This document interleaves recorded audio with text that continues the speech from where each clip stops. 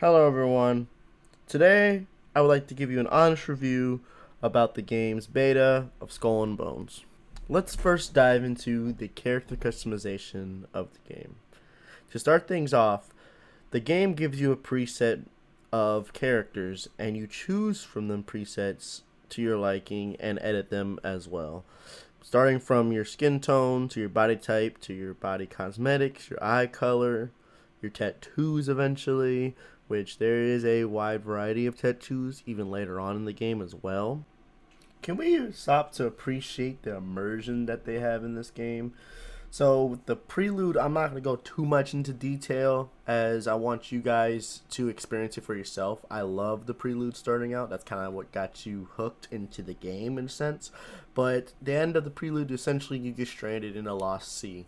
So that's why you're looking into this so-called reflection, and they built a great immersion setting of you looking into your reflection and building your character based off that reflection.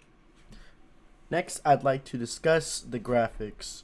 Overall, the graphics are actually really impressive, especially for my PC. My PC having a 1050 graphics card and a lowest standardized graphics settings, and it runs beautifully and not much lag and resistance is a wonderful thing for people that are, balling under a budget or trying to do what they can do with under a budget like me starting out on PC.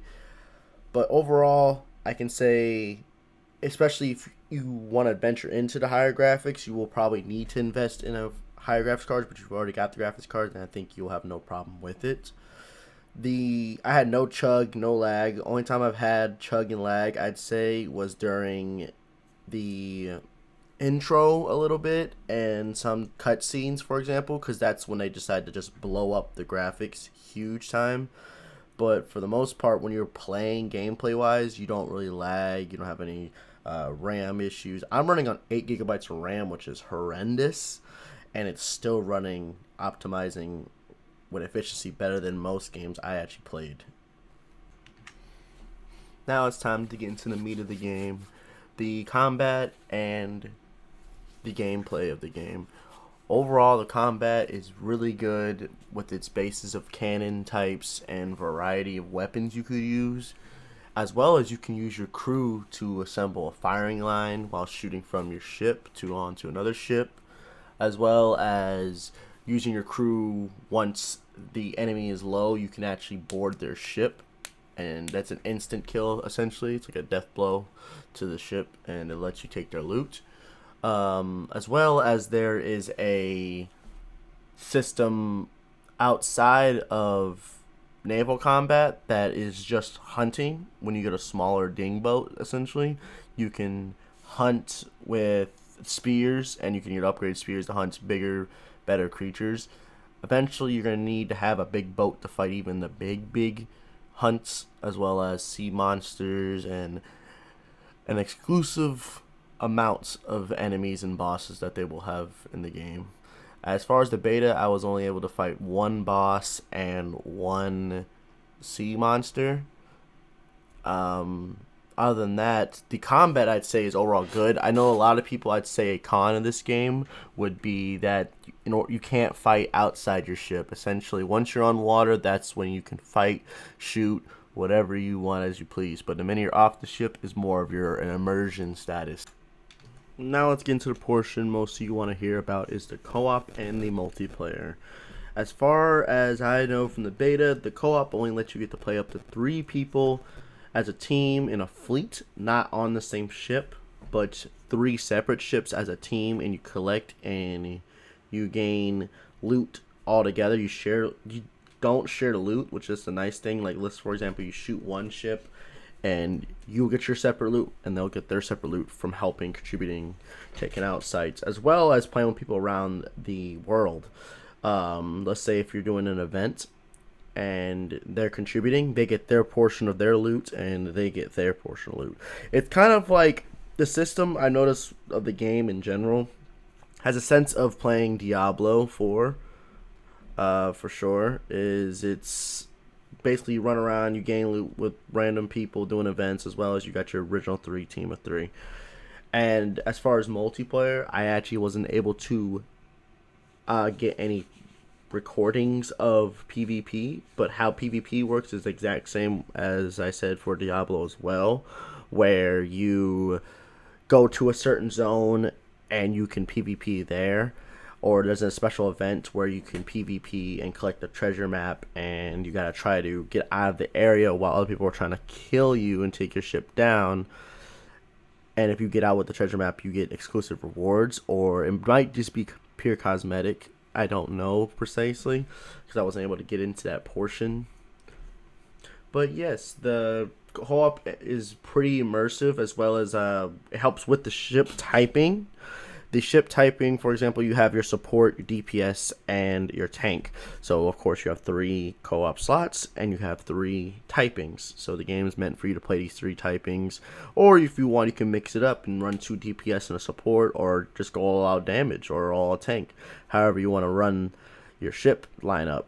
But the great thing about it is each role of the ships you're using have their own designated role and stats that come with that role. For example, tanks might be able to eat more blows and do better ramming damage, versus DPS might be able to do more volley damage with the mortar shells or a certain distance. I know one piece of furniture you could put on the ship where it increases, basically if you shoot past 200 meters and hit your target, it adds like a curse mark type effect onto the ship, and you do just straight weak spot damage, so straight crits, which is nice.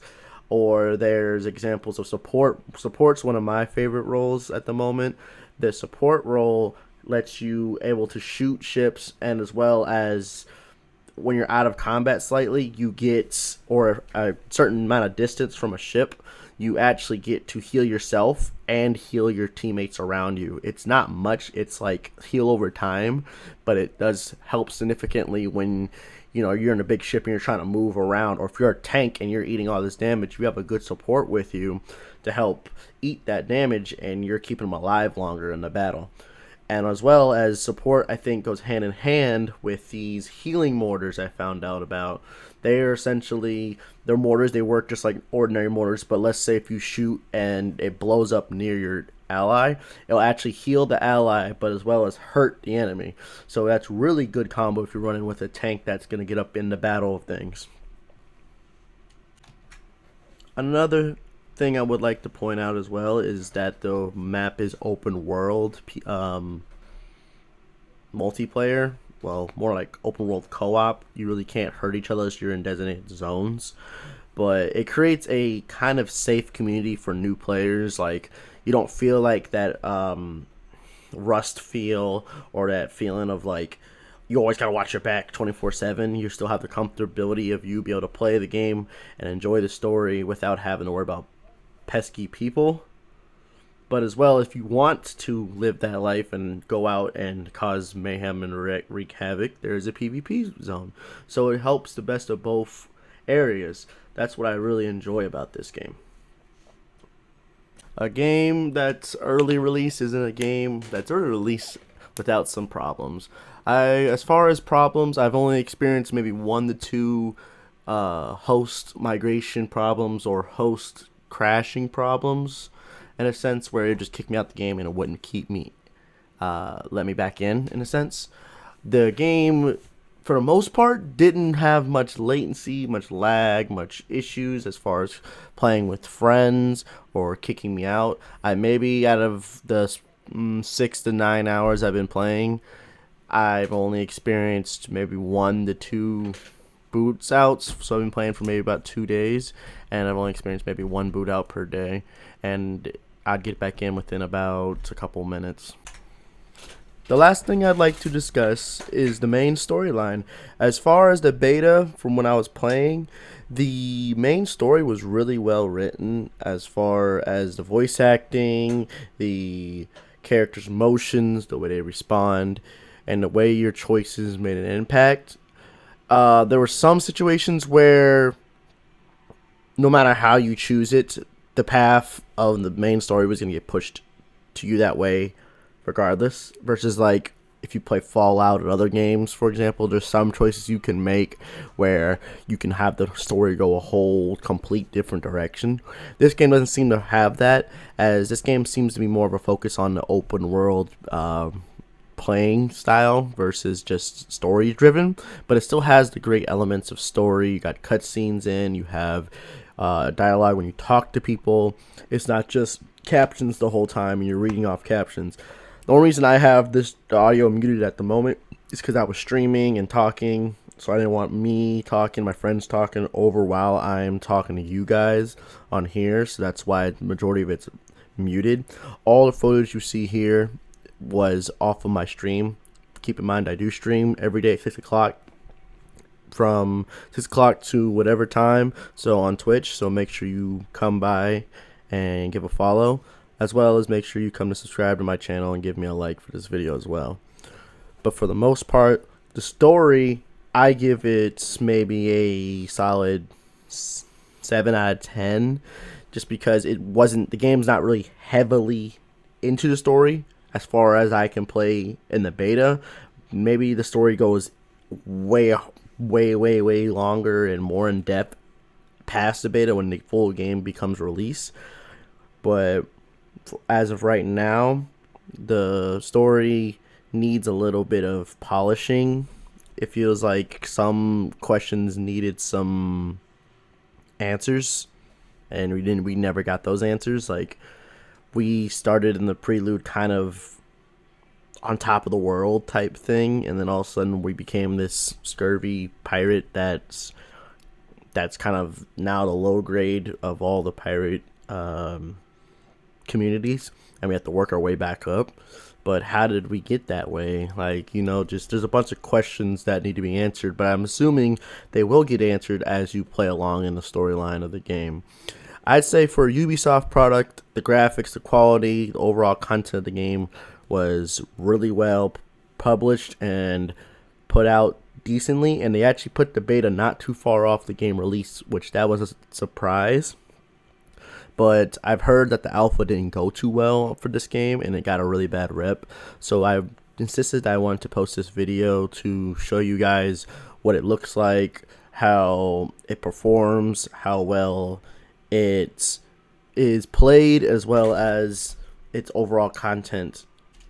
Most of the game's pros and cons come down to the pros being the graphics and the accessibility of running on lower PCs. The gameplay is pretty solid. The PvE/co-op is pretty solid. As far as the PvP, I didn't really get to test that out as much. The concept of the PvP sounds like a good idea, as well as the putting it in a separate zone for the PvP sounds like a great idea.